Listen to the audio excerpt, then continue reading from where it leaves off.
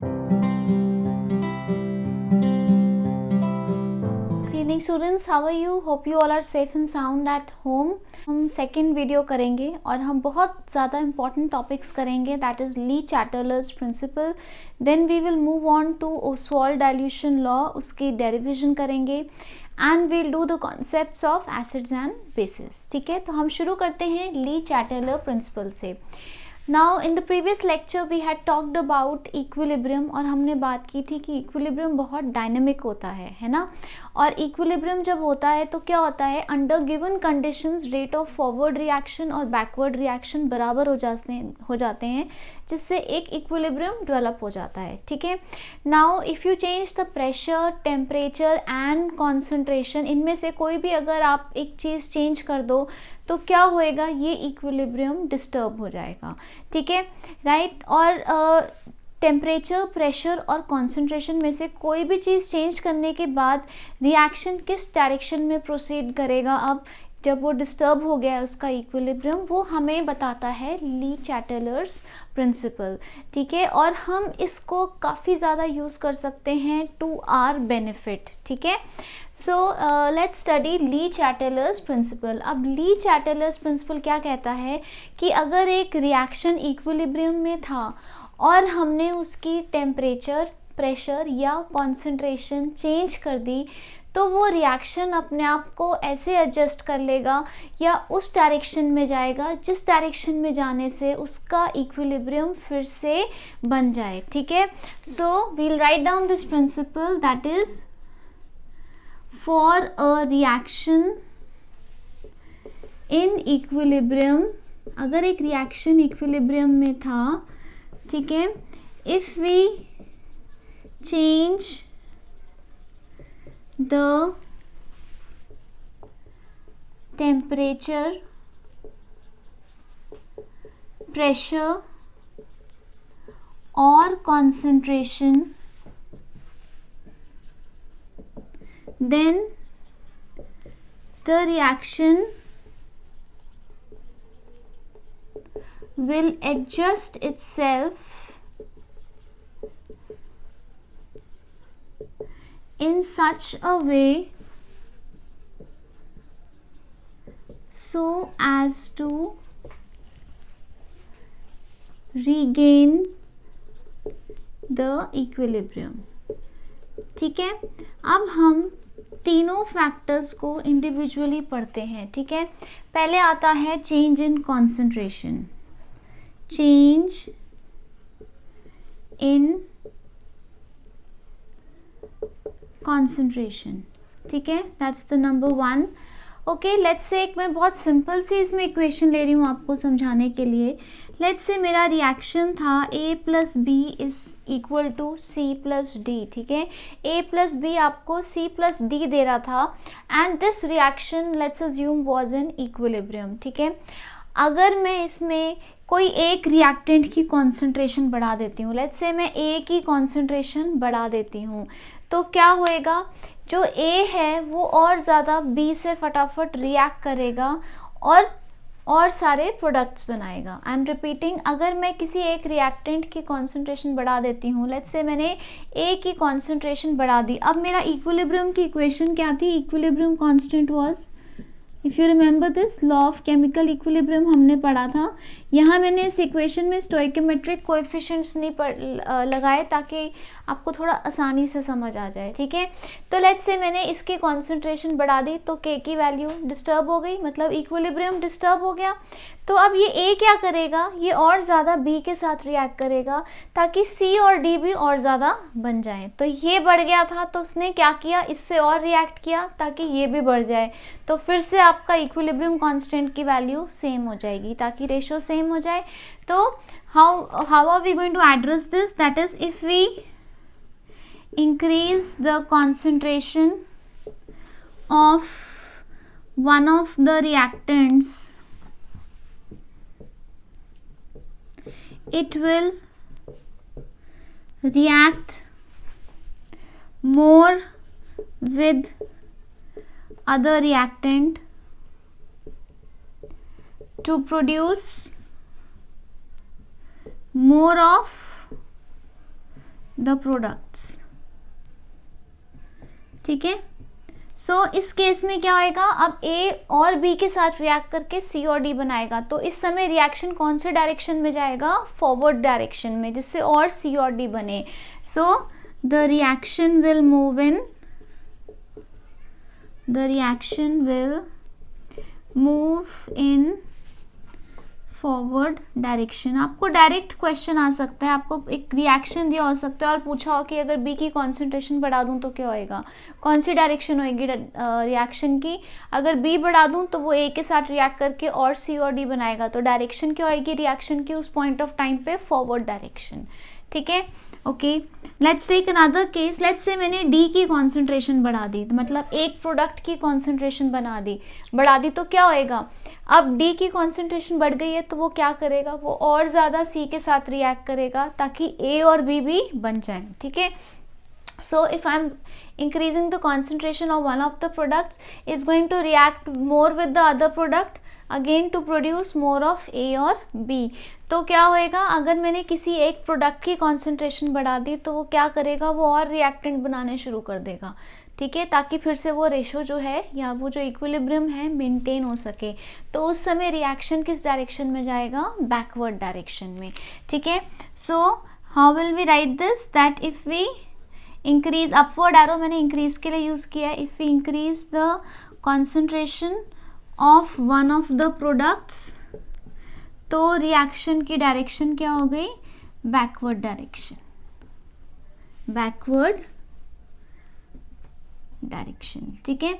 So this is the effect of change in concentration. Is it clear to you, ठीक है। इसका आप screenshot ले लीजिए, मैं ऊपर से रब कर देती हूँ, and we do the other two factors।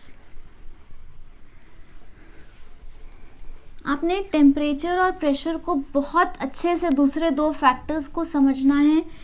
इनकी ली चैटलर्स, यहाँ तो एक बड़ा इम्पॉर्टेंट क्वेश्चन है थ्योरी का, बट +2 में इसकी बहुत ज़्यादा एप्लीकेशन है इस प्रिंसिपल की, ली चैटलर्स की, तो आपने बहुत ध्यान से समझना है।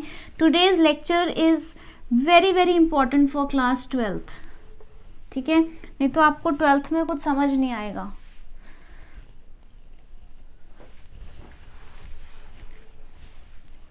Okay, so the second factor was change in temperature, change in temperature, ठीक है। मैं इसको एक एग्जाम्पल की हेल्प से समझाती हूँ। यूजुअली आपको अमोनिया का एग्जाम्पल पूछते हैं, very very good example for explaining this. So ammonia कैसे बनता है, you have N2 gas plus H2 gas, it's a reversible reaction, produces ammonia gas, ठीक है, and this is 2 and this is 3। ये मैंने इसको बैलेंस कर दिया, ठीक है। And you know that it is an exothermic reaction. कितना होता है बेटा, इट्स माइनस अप्रॉक्सीमेटली 92.5 इसका एंथैल्पी होती है। So it's a exothermic reaction,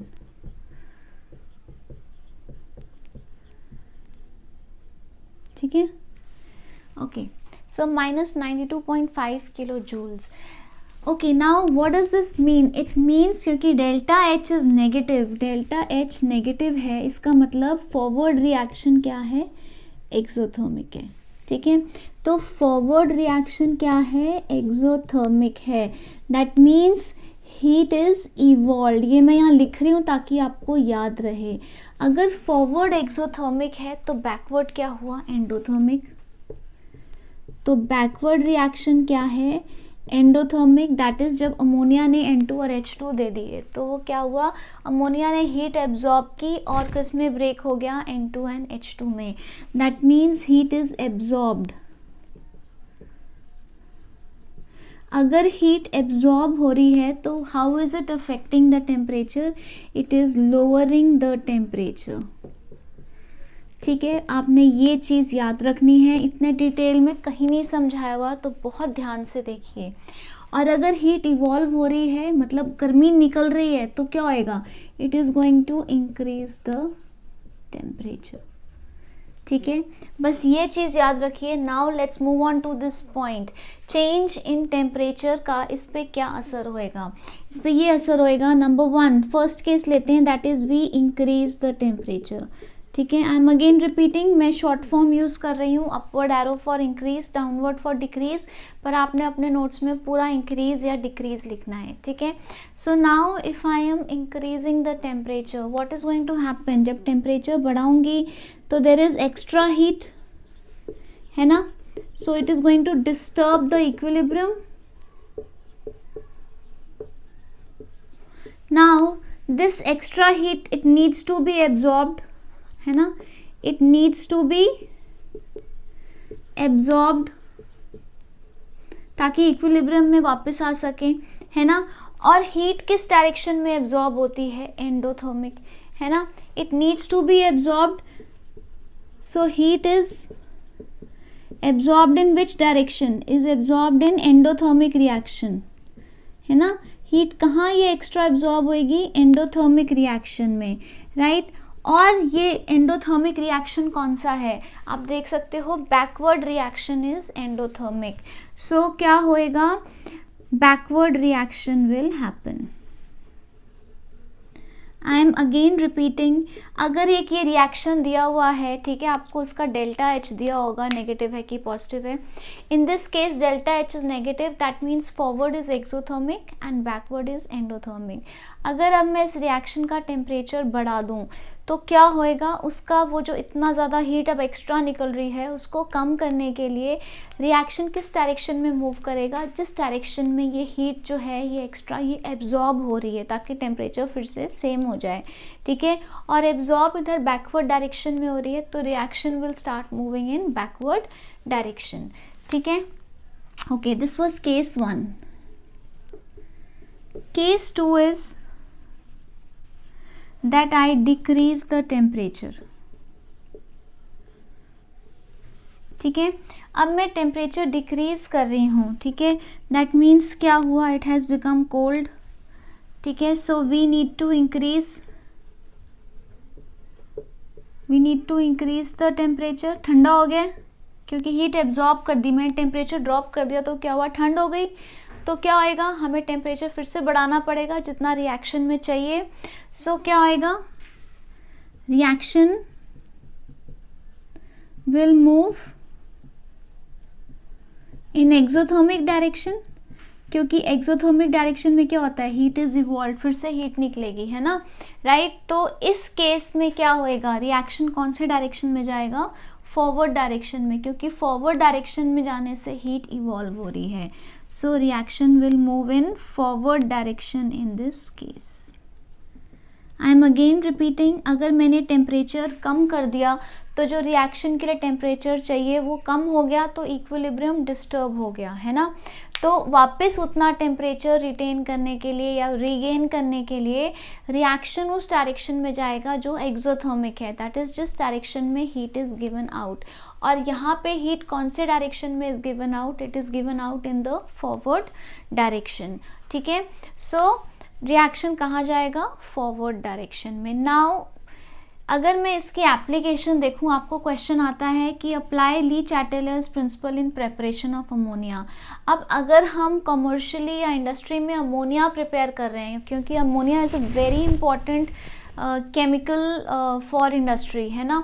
तो जब हम अमोनिया प्रिपेयर कर रहे हैं और अगर हमने अमोनिया की यील्ड बढ़ानी है, हमें ज़्यादा अमोनिया चाहिए, प्रोसेस ज़्यादा इफेक्टिव बनाना है, तो किस टेम्परेचर पे रिएक्शन फॉरवर्ड डायरेक्शन में जा रहा है? क्योंकि फॉरवर्ड डायरेक्शन में क्या है? अमोनिया बन रहा है, और बैकवर्ड डायरेक्शन में अमोनिया डिकम्पोज हो रहा है.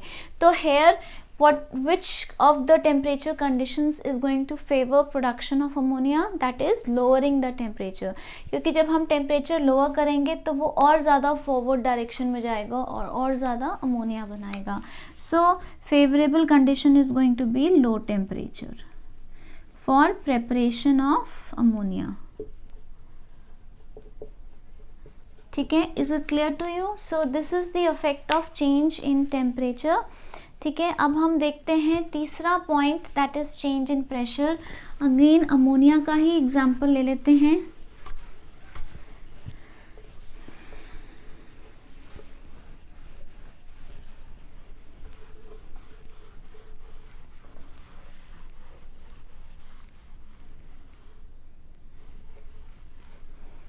यहाँ से हीट का सारा इन्फॉर्मेशन हटा देती हूँ, because I don't need this to explain pressure, so why have this extra.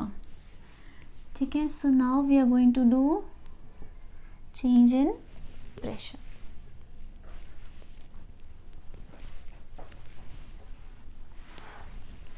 Change in pressure.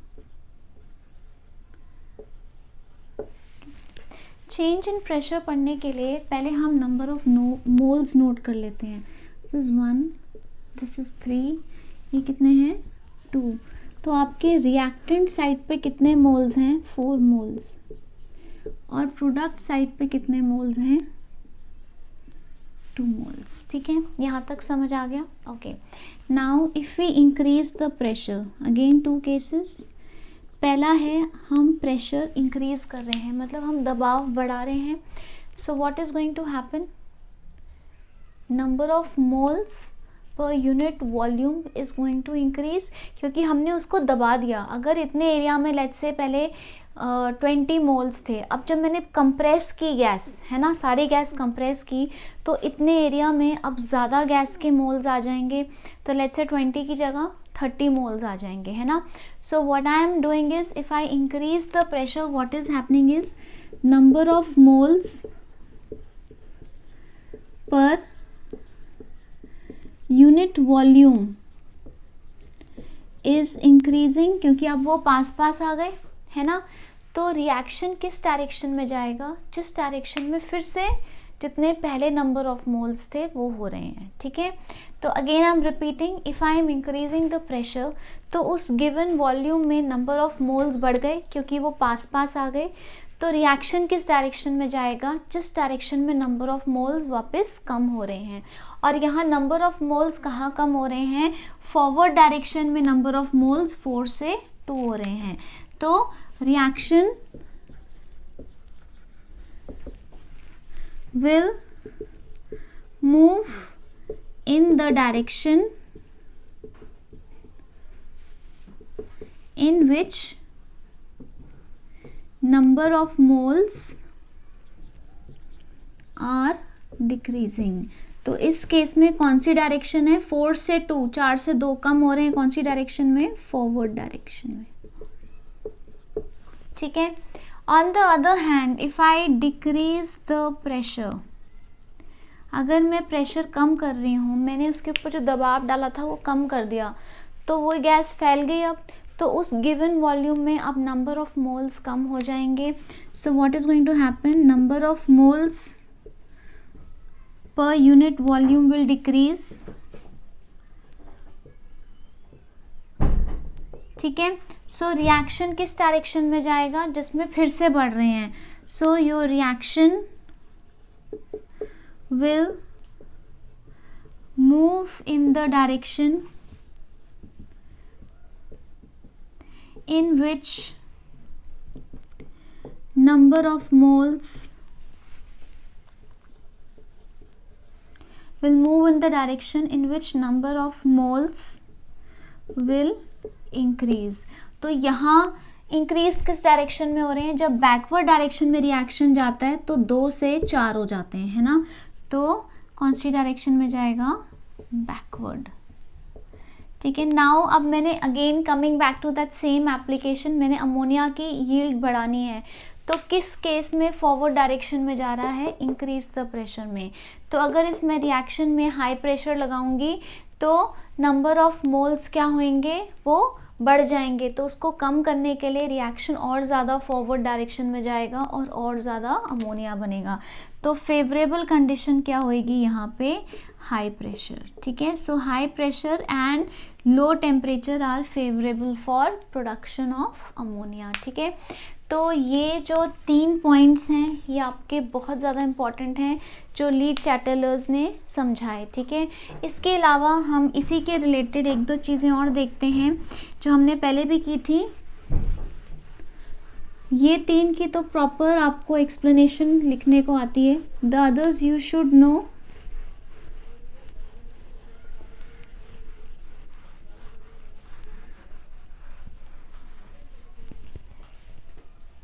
ठीक है, ऑल्दो हमने पहले भी किया हुआ, एक बार फिर से लिख लेते हैं हम. फोर्थ पॉइंट क्या हम ले सकते हैं, कैटलिस्ट। कैटलिस्ट जो है it has no affect on equilibrium, ये हमने पहले भी पढ़ा था, क्योंकि जितना वो फॉरवर्ड रिएक्शन को तेज़ करता है उतना ही बैकवर्ड रिएक्शन को तेज़ करता है, ठीक है। And then is inert gas, ठीक है। अगर मैं इनर्ट गैस को कांस्टेंट वॉल्यूम रखते हुए डालूं, ठीक है, if I keep constant volume and add inert gas it has no effect. बस आपको ये याद रखना है, मेंशन नहीं है आपके बुक में, बट यू शुड नो, थोड़ा सा एक्स्ट्रा पता होना चाहिए। और अगर मैं कांस्टेंट प्रेशर रखना चाहती हूँ, ठीक है, राइट, इनर्ट गैस अगर मैं ऐड कर रही हूँ और मैंने अगर अपने एक्सपेरिमेंट की वॉल्यूम कांस्टेंट रखी तो उसका इक्विलिब्रियम पे कोई असर नहीं होता। ऑन द अदर हैंड अगर मैंने प्रेशर कांस्टेंट रखना चाहती हूँ और इनर्ट गैस ऐड की तो हम क्या करेंगे, so what is going to happen, जब मैंने प्रेशर कांस्टेंट रखना है और इनर्ट गैस ऐड करूँगी तो क्या होएगा, volume is going to increase, ठीक है, and number of moles per unit volume कम हो जाएंगे। तो रिएक्शन किस डायरेक्शन में जाएगा, जिस डायरेक्शन में नंबर ऑफ मोल्स फिर से बढ़ जाएंगे, ठीक है। सो if I have to keep constant pressure when I add inert gas, what happens is it leads to increase in volume। जब वॉल्यूम इंक्रीज होती है तो number of moles per unit volume decrease, तो क्या होएगा, reaction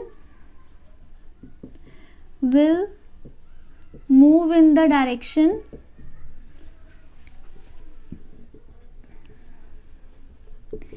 in which number of moles is increasing, ठीक है। वैसे आपको यूजुअली वही 3 फैक्टर्स आते हैं, कैटलिस्ट कई बार आ जाता है, ठीक है, this is just for your information. So this finishes your Lee-Chatterley's principle. Okay, so till now we have studied equilibrium in molecules, ठीक है, हमने physical equilibrium पढ़ा, chemical equilibrium पढ़ा, but we did not talk about ions। जब हम normally किसी चीज़ का solution बनाते हैं तो उसमें क्या होता है, वो चीज़ जो है वो आयंस में बट जाती है, and we can have equilibrium in such cases also, ठीक है। तो सबसे पहले देखते हैं कुछ इम्पॉर्टेंट टर्म्स देख लेते हैं आयनिक इक्विलिब्रियम पढ़ने के लिए। पहला क्या है, electrolyte. Electrolyte is that thing which when dissolved in a solvent gives ions, ठीक है। So what is electrolyte? It is a source of ions। ये वो चीज़ है इलेक्ट्रोलाइट जो मोल्टन या एक्वस स्टेट में क्या देती है, इट फर्निशेस आयंस, ठीक है। नाउ इलेक्ट्रोलाइट्स क्या क्या हो सकती हैं, all your acids, bases and salts are electrolytes, ठीक है। नाउ इलेक्ट्रोलाइट्स जो हैं वो 2 तरह की होती हैं, there are strong electrolytes and there are weak electrolytes,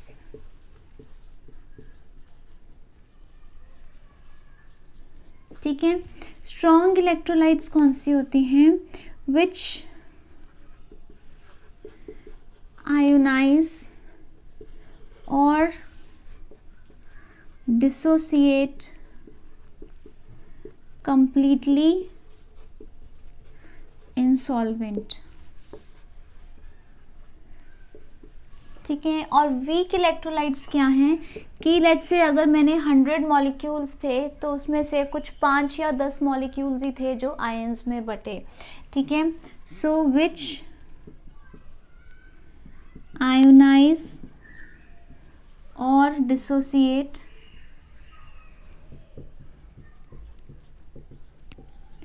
to a very small extent in solvent, ठीक है। जैसे मैं एग्जाम्पल ले लेती हूँ, let's take the example of sodium chloride.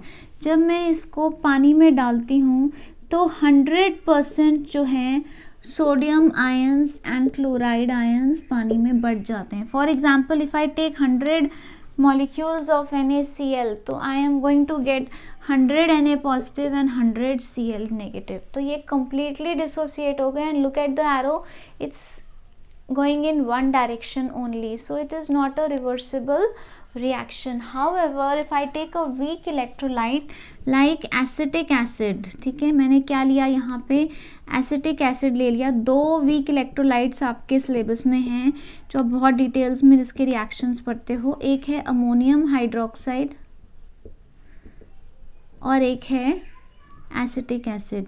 तो लेट्स से अगर मैंने एसिटिक एसिड लिया और इसको पानी में डिज़ोल्व किया, सो क्या होएगा, कुछ बहुत थोड़े से, मे बी 1%, 2%, 3%, सिर्फ थोड़े से जो एसिटिक एसिड के मॉलिक्यूल्स हैं वो आयंस में डिसोसिएट होंगे. So how do you write it, you write it like H3O positive.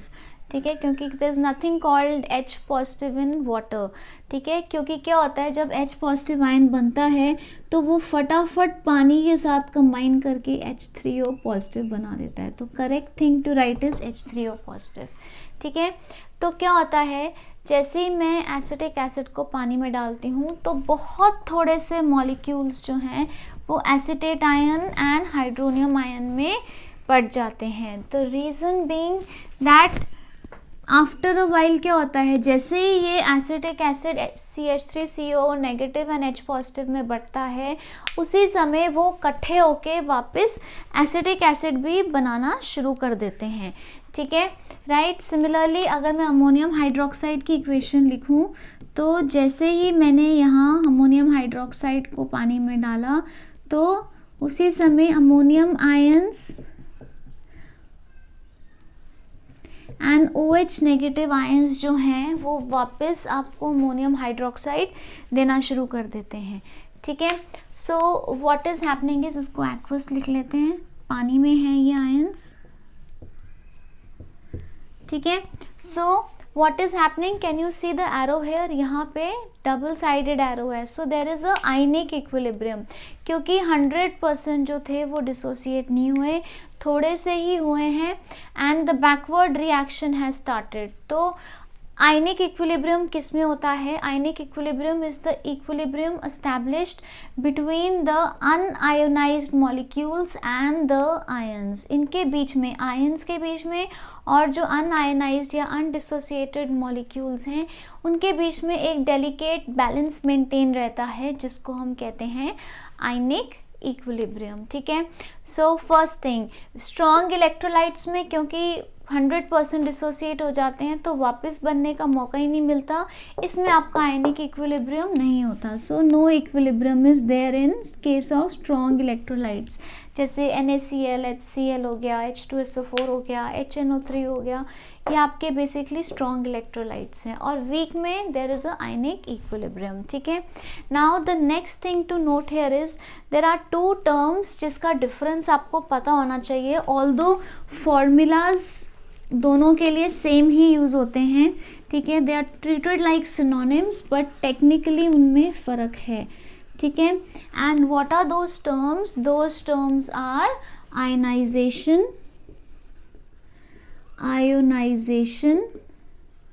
And dissociation. ठीक है, 2 इम्पॉर्टेंट टर्म्स हैं, आयनाइजेशन एंड डिसोसिएशन. ठीक है, पहले मैं एग्जांपल लेती हूँ आयनाइजेशन का. आयनाइजेशन वर्ड का मतलब क्या है, इसका मतलब है आयंस बनना. ठीक है, सो इनिशियली आपके पास एक कोवलेंट मॉलिक्यूल था, so you had a covalent molecule, right, और अ कोवलेंट कंपाउंड, और जब मैंने उसको एक सूटेबल सॉल्वेंट में डाला तो उसके क्या बन गए, ions, that is cation plus anion. Initially उसके आयन्स नहीं थे। जैसे मैं HCl ले लूँ तो HCl is not a bond between H positive and Cl negative. HCl कैसे बनता है? ये आपका हाइड्रोजन का मॉलिक्यूल है और इलेक्ट्रॉन है और ये क्लोरीन का इलेक्ट्रॉन है। इसमें शेयरिंग ऑफ इलेक्ट्रॉन्स होते हैं and there is a covalent bond here. तो जैसे ही मैंने इसको पानी में डाला तो क्या हुआ, इसका क्या बन गया? It on adding water what happened, it dissociated into H positive ions and Cl negative ions। ठीक है, अगेन H positive की जगह the correct thing to write is H3O positive। तो इसके आयन्स बन गए, तो इसकी आयनाइजेशन हुई। ठीक है, on the other hand what is dissociation? Dissociation का मतलब है अलग होना। So what is happening is, for example, if I took NaCl, NaCl is an ionic compound between Na positive and Cl negative।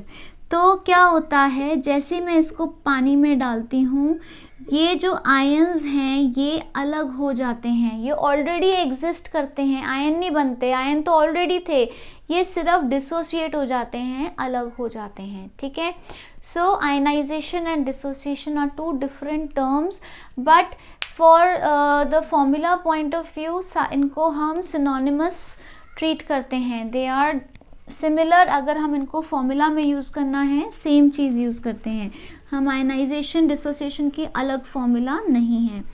ठीक है, now very important term is degree of dissociation या degree of ionization. उसको हम represent करते हैं alpha से। अब हम करेंगे ओसवाल्ड डाइल्यूशन लॉ, और अल्फ़ा क्या है और इसको आप अपने दिमाग में बिठा लीजिए। +2 में भी बहुत ज़्यादा यूज़ होएगा आपकी फ़िज़िकल केमिस्ट्री में।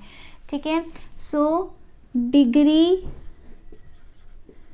ऑफ डिसोसिएशन, या आप इसको डिग्री ऑफ आयनाइजेशन भी कह सकते हैं। ठीक है, इसको डिनोट किया जाता है अल्फ़ा से। ठीक है, now what is alpha? It is the number of molecules ionized या dissociated over total number of molecules taken। ठीक है, okay, let's take an example. Let's say मैंने 100 मॉलिक्यूल्स लिए एसिटिक एसिड के। ठीक है, और उसमें से 10 मॉलिक्यूल्स जो थे वो डिसोसिएट हो गए। ठीक है, उसमें से जो 10 थे वो आयन्स में बट गए। तो मेरा अल्फ़ा क्या हो जाएगा?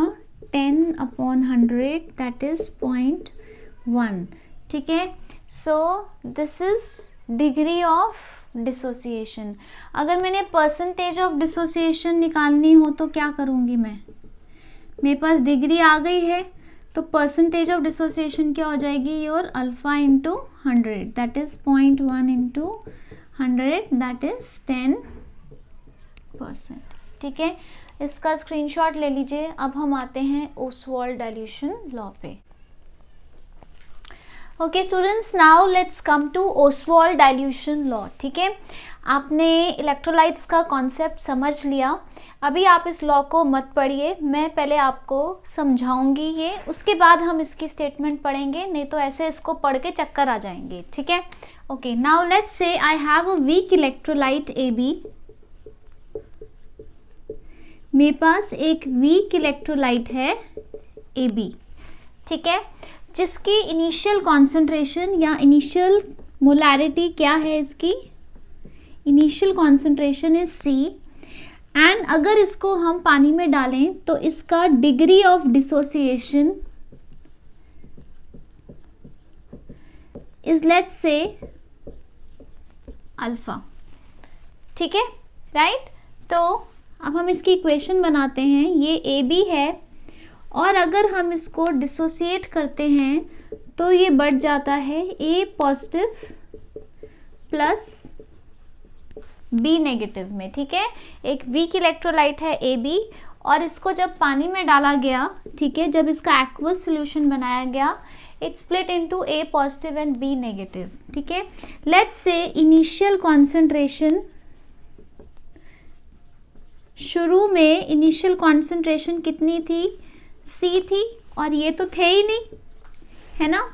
जब इक्विलिब्रियम की बारी आई, when there was an equilibrium established, ठीक है, तो ये कितने हो गए, अल्फा हो गए, सी अल्फा, और ये भी कितने हो गए, सी अल्फा, ठीक है। कैसे, degree of dissociation is alpha, ठीक है। तो सी अल्फा का मतलब क्या है, लेट्स से मैंने 10 मॉलिक्यूल्स लिए ए बी के, ठीक है, और मैं कहती हूँ चलो 100 ले लेते हैं, 100 मॉलिक्यूल्स मैंने लिए थे ए बी के, ठीक है, और मैंने कहा कि इसकी डिग्री ऑफ डिसोसिएशन है 0.1, ठीक है, और मैंने कहा कि अल्फा है 0.1।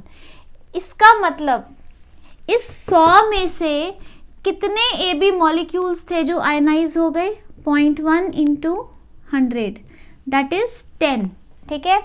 इसका मतलब कितने मॉलिक्यूल्स आयनाइज हो गए, 0.1 into 100 that is 10 molecules ionise हुए। इन 10 ए बी मॉलिक्यूल्स ने आपको 10 दिए ए पॉजिटिव और 10 दिए बी नेगेटिव, ठीक है। तो अब इसी को इस सिचुएशन में लाके देखते हैं, ये आपका क्या है, अल्फा, सी क्या है आपका, नंबर ऑफ मोल्स, और हमने यहाँ कितने लिए थे, 100, तो ये क्या है आपका सी अल्फा। तो इस सी अल्फा से 10 ही ये निकले हैं और 10 ही ये निकले हैं, ठीक है।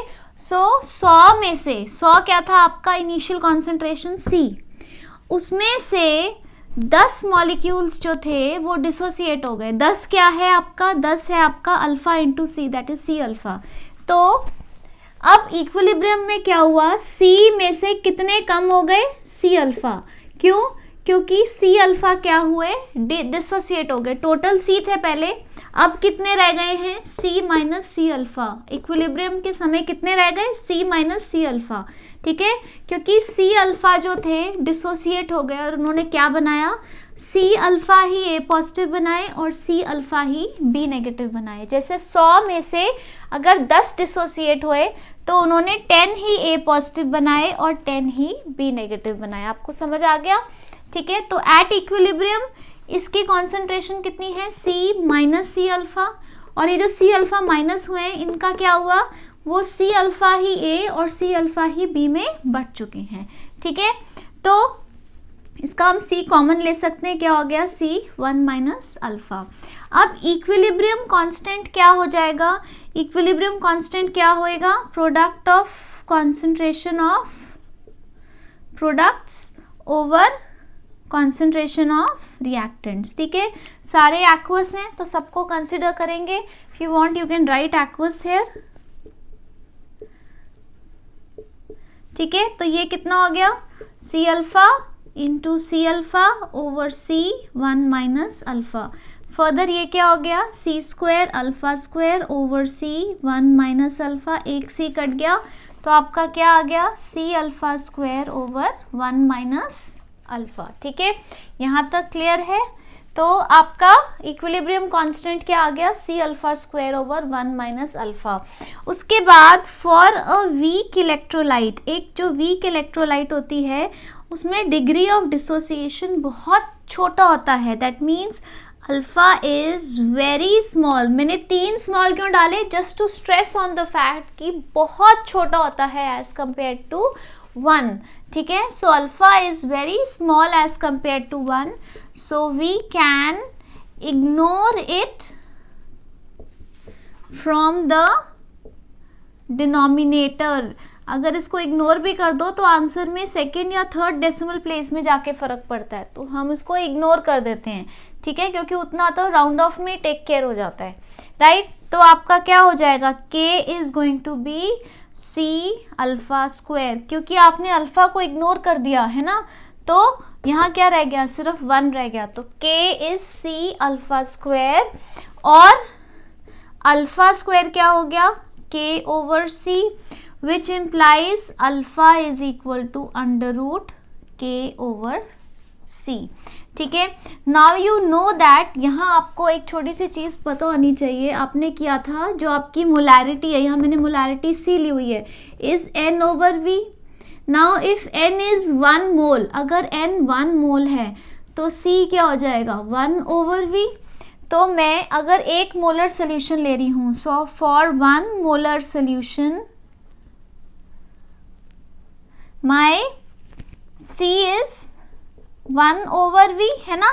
तो अब मैं यहाँ अल्फा क्या डाल सकती हूँ, under root k over 1 over v, that is under root k v।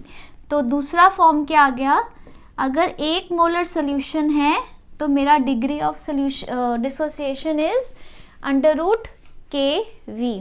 ठीक है, तो इससे क्या पता लग रहा है, मेरा डिग्री ऑफ डिसोसिएशन, ये फॉर्मूला इंपॉर्टेंट है, एक आपका ये फॉर्मूला इंपॉर्टेंट है। ठीक है, so my degree of dissociation is inversely proportional, क्योंकि ये नीचे है ना, inversely proportional to square root of concentration. ठीक है, क्योंकि ये तो इक्विलिब्रियम कांस्टेंट के है, या अगर 1 मोलर सोल्यूशन हो तो my degree of dissociation is directly proportional to square root of volume. ठीक है, और यही इसी की अगर मैं एक इंग्लिश वर्जन बना दूं, ठीक है, इसको एक पैराग्राफ में लिख दूं, तो वो क्या हो जाएगा, मेरा ओस्वाल्ड डिल्यूशन लॉ। अब हम आते हैं इस लॉ की स्टेटमेंट में। Now it will be easy for you to understand. In case of a weak electrolyte, मेरी वीक इलेक्ट्रोलाइट क्या थी, AB, at a given temperature the degree of ionization, ionization लो या डिसोसिएशन लो, the degree of ionization is inversely proportional to square root of concentration or directly proportional to square root of volume for 1 molar solution। ठीक है, इसका अब आप screenshot ले लीजिए।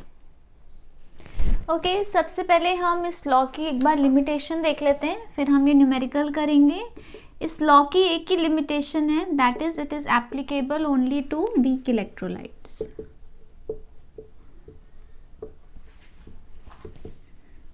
रीजन इज कि स्ट्रॉन्ग इलेक्ट्रोलाइट्स में तो इक्विलिब्रियम होता ही नहीं है ना, so it's applicable only to weak electrolytes। Now let's do a question। A weak monobasic acid is found to be 4% ionized at 0.1 m concentration। Calculate the value of ionization constant। Basically ionization constant क्या है आपका, equilibrium constant K। तो K पूछा हुआ है आपको, K is C alpha square over 1 minus alpha. ठीक है, नाउ आपको क्या क्या दिया हुआ है, डिग्री ऑफ डिसोसिएशन क्या हो जाएगा, 4% आयनाइज्ड है, तो क्या हो जाएगा 4/100, दैट इज 0.04। परसेंटेज को आपने डेसिमल में कन्वर्ट कर दिया। ठीक है, उसके बाद आपका C क्या दिया हुआ है, 0.1 m। बस ये दोनों वैल्यूज़ को डाल दीजिए, तो क्या हो जाएगा 0.1 इंटू 0.04 स्क्वायर ओवर 1 माइनस 0.04, तो C into alpha square over 1 minus alpha. ठीक है, तो ये कितना हो गया, दिस इज बेसिकली व्हाट, 0.04। क्योंकि कई बार बच्चों को समझ आ जाता है, कैलकुलेशन करनी नहीं आती, तो I just teach you how to do this. This is what, this is 4 into 10⁻⁻²। तो ईजी वे आउट क्या है, 4 स्क्वायर इज 16। तो अगर आपने इसका स्क्वायर निकालना है तो ऐसे करने की जगह डेसिमल में गलती हो सकती है, तो 16 इंटू 10⁻⁻4। ठीक है, तो अब यहाँ इंटू 0.1 है, ज़्यादा आसान हो जाएगी कैलकुलेशंस, नहीं तो डेसिमल में हमेशा गलती होएगी। सो 1 माइनस 0.04 क्या हो जाएगा आपका, वैसे तो you can do it but still 0.96। ठीक है, तो ये क्या हो गया आपका 0.1 इंटू 16 क्या होगा 1.6 इंटू 10⁻⁻4 ओवर 0.96। ठीक है, अभी भी आप प्लीज़ जल्दी नहीं कीजिए, the best way out is decimals को काट दो, ठीक है, और इसको यहाँ से काट दो, कितना हो गया 10, 16 1, 16 6, 96, ठीक है, ये हो गया, एक डेसिमल कट गया, 2 3 6 and 2 5 10. So do you see how much is the calculation? The calculation left for you is only 5/3, ठीक है, और 5/3 क्या होता है, 3 1 3, 2 3 6, 1.666, तो राउंड ऑफ करो, 1.67 into 10 raised to power -4 is your equilibrium constant, ठीक है, राइट, इसका स्क्रीनशॉट ले लीजिए. उसके बाद हम आते हैं concepts of acids and basis पे.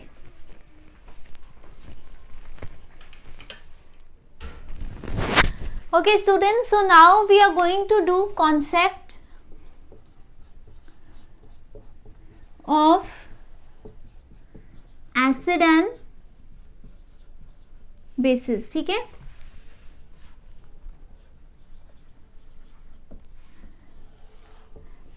इस चैप्टर में आपको लगेगा कि एक बड़ा थ्योरेटिकल सा कॉन्सेप्ट है, इसकी एप्लीकेबिलिटी क्या है, ठीक है, but this is a very very important concept because like I told you +2 is an application of what you are doing in 11th. तो ये काफ़ी सारी जगह पे, ये जब आपने एसिडिक एंड बेसिक नेचर समझानी होएगी, ये यूज़ होएगा कॉन्सेप्ट, तो इसकी बहुत आपको थॉरो अंडरस्टैंडिंग होनी चाहिए, ठीक है, and it's the easiest topic in this chapter, that's the best part. Okay, now अभी तक आपने पढ़ा है कि व्हाट आर एसिड्स जो H पॉजिटिव आयंस देते हैं in aqueous solution and what are bases जो OH नेगेटिव आयंस देते हैं, ठीक है, but this concept is very narrow, ठीक है, इसका स्कोप बहुत लिमिटेड है. There are 3 concepts of acids and bases, ठीक है, and I am not saying कि एक इनमें से कोई एक कॉन्सेप्ट जो है वो बेस्ट सोल्यूशन है, तीनों कॉन्सेप्ट्स इक्वली यूज किए जाते हैं, ठीक है. So 3 concepts are there. First is the Arrhenius concept, Arrhenius concept, ठीक है. Second is the Bronsted Lowry concept. ये बेसिकली साइंटिस्ट्स के नाम पे हैं, तभी इतने स्ट्रेंज हैं. And third is the Lewis concept, ठीक है. So we start with the Arrhenius concept.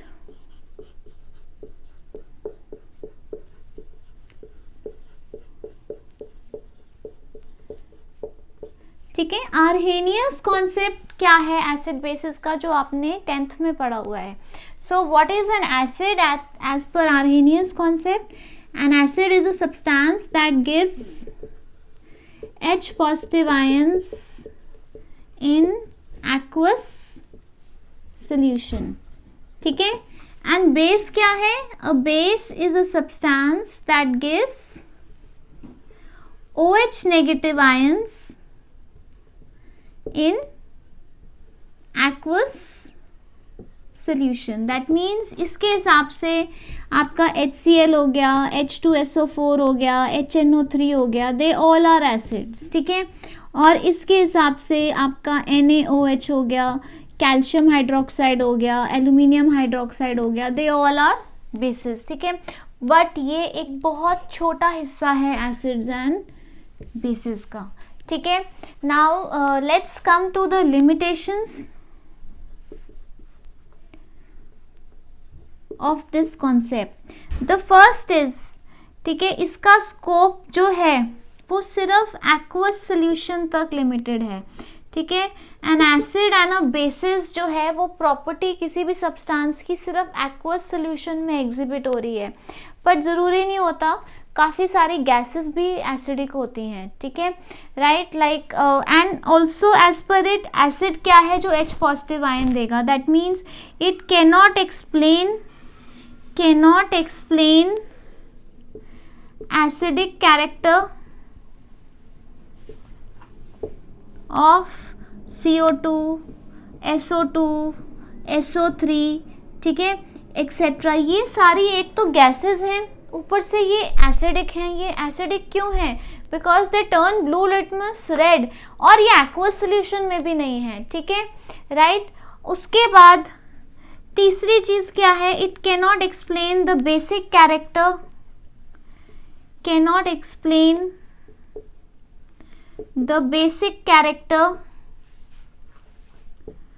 of substances like ammonia. Ammonia is a strong base and इसमें तो OH है ही नहीं, तो ये बेसिक कैसे है ये भी नहीं समझा पाया.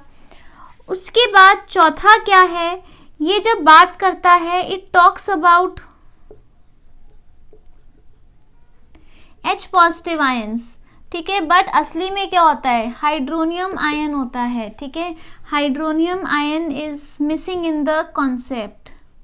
असली में H पॉजिटिव आयंस होते ही नहीं है पानी में, क्या होता है, H3O positive ions are there, ठीक है. तो ये कुछ लिमिटेशंस हैं और इन लिमिटेशंस को धीरे धीरे कवर अप करते गए अपने नेक्स्ट कॉन्सेप्ट्स जो थे, ठीक है. वन थिंग जो इस आर्हेनियस कॉन्सेप्ट ने समझाया was the relative strength. It gave you a method to calculate the relative strength of acids or bases having same concentration.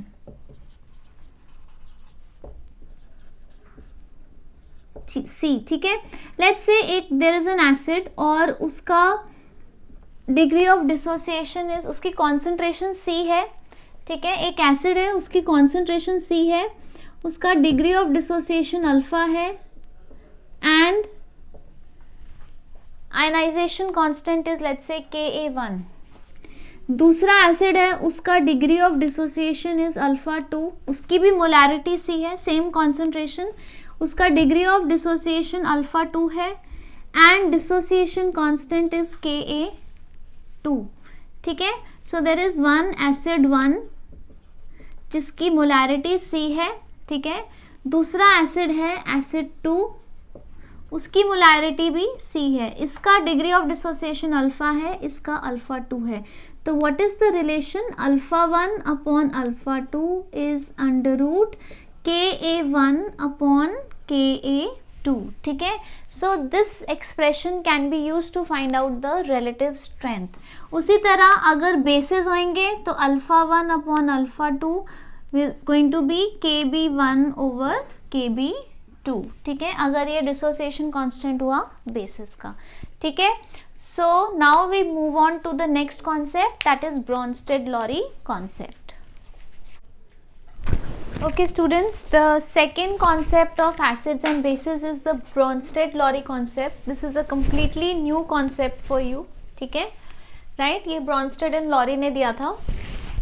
As per this concept, acid क्या है, acid is a substance which donates H positive ion, ठीक है, not necessarily in aqueous solution, ठीक है. तो that is how it is different from Arrhenius acid. Arrhenius acid भी H positive देता है एंड ब्रोंस्टेड एसिड भी H पॉजिटिव देता है, पर आर्हेनियस H पॉजिटिव कहाँ देता है, एक्वस में. तो यहाँ एक्वस इज नॉट मैंडेटरी.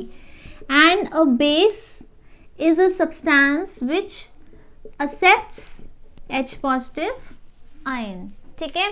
जैसे हम एग्जांपल ले लेते हैं, let's take NH3 plus HCl, ठीक है. सो ये क्या दे रहा है, it is giving you NH4 positive plus Cl negative, ठीक है. तो यहाँ पे अमोनिया ने क्या दिया, अमोनिया ने एक H पॉजिटिव आयन एक्सेप्ट किया है. अमोनिया क्या बन गया, NH3 से NH4 पॉजिटिव. HCl ने क्या दिया है, HCl ने H पॉजिटिव दिया. सो HCl यहाँ क्या है, H पॉजिटिव डोनर है ना. तो it's a proton donor and तो ये क्या हो गया आपका, ब्रोंस्टेड एसिड हो गया.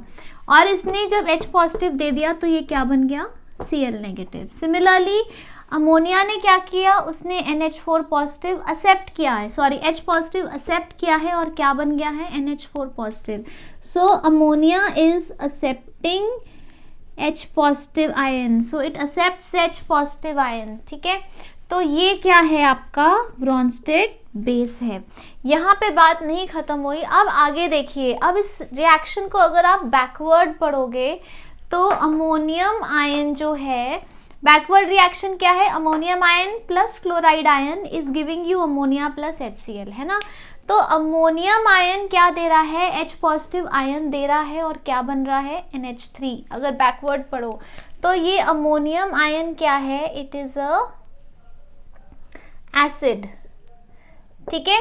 इसको हम कॉन्जुगेट एसिड कहते हैं, कॉन्जुगेट एसिड, क्योंकि ये बेस का पेयर है, बेस से क्या बन गया, एसिड। तो ये वो एसिड है जो बेस से बना है। तो अमोनिया का कॉन्जुगेट पेयर क्या हुआ, एक एसिड हुआ। अमोनिया एक बेस था, उसने क्या किया, उसने कॉन्जुगेट एसिड बना दिया, ठीक है, राइट। उसी तरह Cl नेगेटिव आयन क्या दे रहा है, अगर बैकवर्ड पढ़ो तो HCl, that means Cl negative is accepting a proton and becoming HCl। तो जो प्रोटॉन एक्सेप्ट करता है वो क्या होता है, इट इज अ बेस, ठीक है। तो वो HCl का जोड़ीदार है ना, HCl से बना है, तो इट्स अ कॉन्जुगेट बेस, ठीक है। तो हर एक एसिड का एज पर ब्रोंस्टेड-लॉरी कॉन्सेप्ट, ठीक है, every acid has a conjugate base and every base becomes a conjugate acid, ठीक है। तो रिएक्शन के बाद बेस का एसिड बन जाता है और एसिड का बेस बन जाता है, ठीक है, नंबर 1, ठीक है। Next thing you need to remember is, अगर स्ट्रॉन्ग एसिड है तो उसका बेस क्या होएगा, it's going to have a weak conjugate base, ठीक है। और अगर स्ट्रॉन्ग बेस है, it's going to have a weak conjugate acid and vice versa, ठीक है। दैट इज, अगर वीक एसिड हुआ तो स्ट्रॉन्ग बेस हो जाएगा, वीक बेस हुआ तो स्ट्रॉन्ग एसिड हो जाएगा, ठीक है, नंबर 2, ठीक है। Next thing is, the third thing is, it gave the concept of amphoteric species, it gave the concept of amphoteric species। ये वो चीज़ें हैं जो एसिडिक और बेसिक दोनों बिहेव कर सकती हैं, डिपेंडिंग कि इसको किस चीज़ के साथ रिएक्ट करा रहे हो, ठीक है। फॉर एग्जाम्पल वाटर मॉलिक्यूल, ठीक है। एग्जाम्पल देखते हैं, जैसे अगर मैंने पानी को HCl के साथ रिएक्ट कराया, ठीक है, now here acid HCl is a strong acid, तो अब पानी किसका काम करेगा, पानी काम करेगा बेस का, क्योंकि HCl ने क्या करना है, उसने H पॉजिटिव दे देना है और क्या बन जाना है, Cl नेगेटिव। तो ये H पॉजिटिव कौन ले लेगा, पानी ले लेगा और बन जाएगा H3O पॉजिटिव। तो ये क्या हुआ यहाँ बेस, और इसका कॉन्जुगेट एसिड क्या हो गया, H3O पॉजिटिव, ठीक है। और HCl क्या है, एसिड, और इसका कॉन्जुगेट बेस क्या है, conjugate base is Cl negative. उसी तरह अगर मैं पानी को एक बेस के साथ रिएक्ट करा दूं तो ये पानी अब किस चीज़ का काम करेगा, अब ये पानी जो है ये एसिड का काम करेगा। तो as a acid it is going to give H positive ion. अगर H2O में से H पॉजिटिव निकाल दिया तो क्या बचा, OH नेगेटिव। ये H पॉजिटिव किसके पास चला गया, अमोनिया के पास, और वो क्या बन गया, NH4 पॉजिटिव, ठीक है। पानी जब एसिड है तो इसका कॉन्जुगेट बेस क्या है, OH नेगेटिव, और अमोनिया का कॉन्जुगेट एसिड क्या है, NH4 पॉजिटिव, ठीक है। नंबर 3, ठीक है। तो पहली चीज़ तो डेफिनेशन हो गई थी, तो उसके बाद हमने क्या सीखा, डेफिनेशन के बाद, कॉन्सेप्ट के बाद पहली चीज़ सीखी हमने कॉन्जुगेट एसिड एंड बेस की, ठीक है। दूसरी चीज़ सीखी हमने एम्फोटेरिक स्पीशीज की, ठीक है। अब एक चीज़ और आपको क्वेश्चन इसमें आ सकता है, that is how to find, direct question आएगा इस पे, कॉन्जुगेट एसिड्स एंड बेसिस, ठीक है।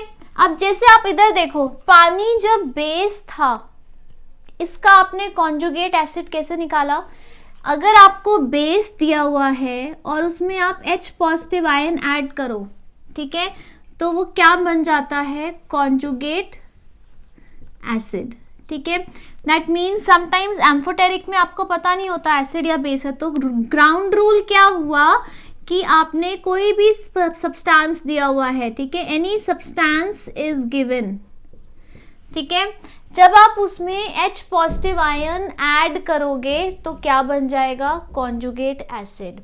और उस सब्सटेंस में से अगर H पॉजिटिव माइनस कर दोगे तो वो क्या बन जाएगा, कॉन्जुगेट बेस, ठीक है। जैसे इधर देखो आप, H2O में मैंने H पॉजिटिव ऐड किया तो कॉन्जुगेट एसिड बन गया, और H2O में से H पॉजिटिव माइनस किया तो बेस बन गया। उसी तरह आपको कुछ भी दिया हो सकता है और आपको पूछ सकते हैं कि इसका कॉन्जुगेट एसिड या बेस बनाओ, तो आपने ग्राउंड रूल क्या याद रखना है, अगर कॉन्जुगेट एसिड बनाना है तो आपने H पॉजिटिव ऐड करना है, क्योंकि वो है क्या, बेस है। और अगर आपने कॉन्जुगेट बेस बनाना है तो आपने H पॉजिटिव माइनस करना है, क्योंकि अभी वो एसिड है, वो क्या करेगा, माइनस करेगा, तभी बेस बनेगा, ठीक है। So this is your Bronsted Lowry concept, ठीक है। सो इसकी भी कुछ शॉर्ट कमिंग्स थी, कुछ लिमिटेशंस थी इसकी भी। Number 1, it could not explain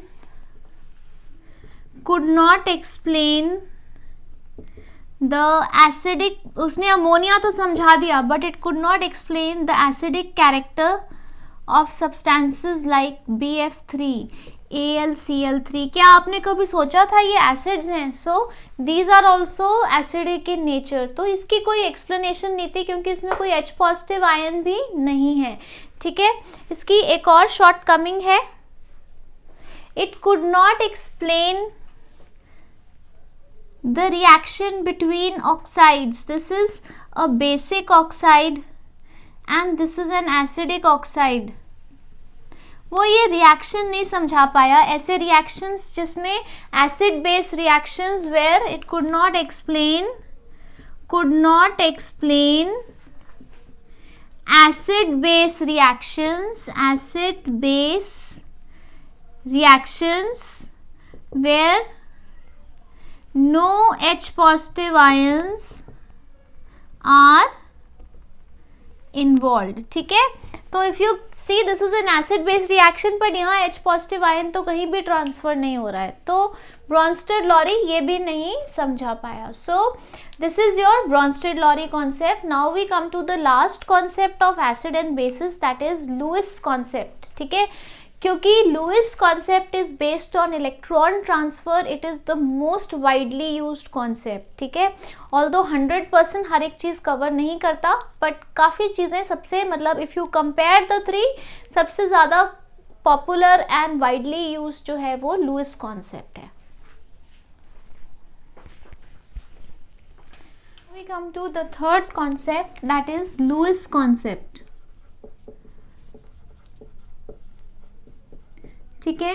ये कॉन्सेप्ट क्या कहता है, दिस सेज एसिड्स जो होते हैं दे आर इलेक्ट्रॉन एक्सेप्टर्स, ठीक है। और in simple language electron deficient species, ठीक है। कौन कौन से हो सकते हैं, जैसे आपके पास इलेक्ट्रॉन डेफिशिएंट मॉलिक्यूल्स जैसे BF3, AlCl3, और you can have simple cations, ठीक है, राइट। कैटायंस में क्या होता है, पॉजिटिव चार्ज होता है, they can accept a pair of electron, positive, so on. उसके बाद you can have compounds which have vacant d orbitals, ठीक है, राइट, जिसमें वेकेंट d ऑर्बिटल्स होते हैं, जैसे आपके पास SiCl4 हो गया। So because of the presence of vacant d orbitals they have a tendency to accept a pair of electrons, ठीक है, जैसे नॉट SnCl4 हो गया, ठीक है। इसमें आप ये +2 में पढ़ोगे, कोऑर्डिनेशन कंपाउंड्स में आएगा आपके पास ये टॉपिक, तो अभी इस पे आपको ज़्यादा स्ट्रेस करने की ज़रूरत नहीं है। और you can have compounds like, जैसे आपके पास CO2 है, जिसमें कार्बन एंड ऑक्सीजन में काफ़ी ज़्यादा इलेक्ट्रोनेगेटिविटी डिफरेंस होता है। तो ऑक्सीजन क्या करता है, सारा इलेक्ट्रॉन क्लाउड अपनी तरफ खींच लेता है, तो जो कार्बन है वो इलेक्ट्रॉन डेफिशिएंट हो जाता है। ठीक है, so these are some of the Lewis acids, but इसमें से आपको यही 2 ध्यान रखने की ज़रूरत है अभी। ठीक है, उसके बाद बेसिस क्या होते हैं, bases are the substances which have a tendency to donate electrons. ठीक है, so A for acid and A for accept, and base क्या करते हैं, इलेक्ट्रॉन डोनर्स होते हैं, दे कैन डोनेट इलेक्ट्रॉन। इसमें आ जाता है आपके पास neutral molecules which have lone pair of electrons to donate, जैसे आपके पास आ गया अमोनिया आ गया। ठीक है, then you have primary amine आ गया। ठीक है, यू हैव सेकेंडरी अमाइंस, ये सारा आप +2 में पढ़ोगे अमाइंस का टॉपिक, तो अभी इसका स्ट्रेस लेने की ज़रूरत नहीं है। ठीक है, और you could have electron surplus species, जिसको हम क्या कहते हैं, एनायंस कहते हैं। एनायंस जैसे Cl नेगेटिव, ठीक है, Br नेगेटिव, OH नेगेटिव, ये सारे क्या हैं, anions, they have a pair of electrons to donate. ठीक है, सो ये तो हो गया concept. Second thing you need to know is कि इसमें क्या होता है, the reaction, how does it take place, it takes place by formation of coordination bond या कोऑर्डिनेट बॉन्ड।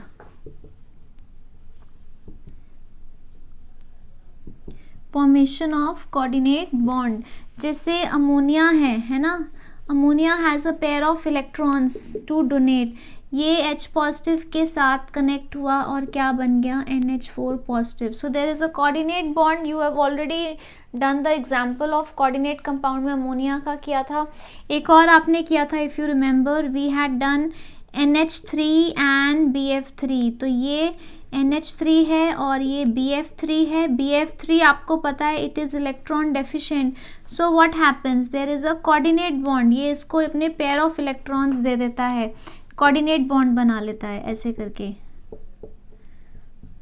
है ना, यू हैव डन दिस। ठीक है, तो this is a Lewis base, this is a Lewis acid, उसी तरह ये Lewis base, ये लुईस एसिड, राइट। सो ये हो गया how the reactions takes place. अब इसकी लिमिटेशंस पे आ जाते हैं। लिमिटेशंस में आ जाएंगे नंबर 1, नाउ सबसे इम्पॉर्टेंट जो एसिड्स हैं हमारे पास, could not explain their acidic character,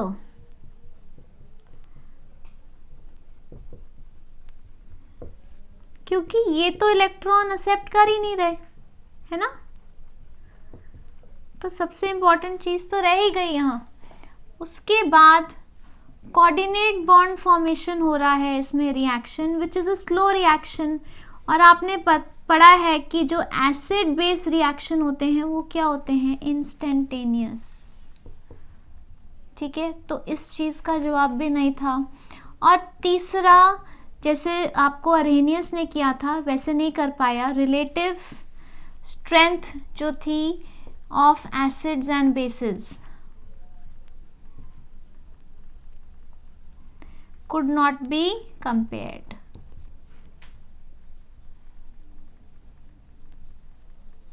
ठीक है, so these were the shortcomings of the Lewis concept. ये हो गए आपके तीनों कॉन्सेप्ट्स एसिड्स और बेसिस के। ठीक है, so इसका स्क्रीनशॉट ले लीजिए। Okay students, in today's video lecture we have talked about Ostwald dilution law. हमने बात की different concepts of acids and bases की, so and we also talked about ionic equilibrium. So we will end this video lecture here. In the next video lecture I am going to talk about ionic product of water, और मैं आपको pH calculate करना सिखाऊंगी। साथ के साथ log books आप सब अपने पास रख लीजिए। That is why I ended this video here, because you need to have log books next to you to understand the calculations of pH. ठीक है, सो मीनवाइल ध्यान से इसके नोट्स बना लीजिए। Stay home, stay safe and take care of yourself. Thank you.